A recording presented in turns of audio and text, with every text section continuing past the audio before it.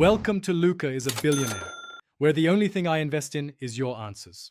In this video, I will explain how to get see-through blocks in Minecraft. We'll cover the easiest methods to achieve this effect, allowing you to explore your world in new ways.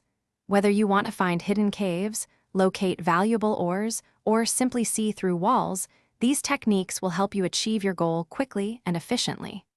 Let's dive right in. The simplest method to see through blocks is by using spectator mode. This game mode allows you to pass through all blocks and terrain, giving you an X-ray view of your world. Just open your chat and type /game mode spectator, then press enter. You can fly freely and observe everything hidden beneath the surface, making exploration incredibly easy.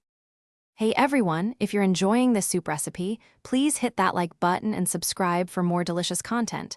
On another note, after making this amazing soup, you'll want to store it properly. Make meal prep easy with these fantastic leak-proof containers. They're perfect for keeping your soup fresh. Check the description for the link and other great deals.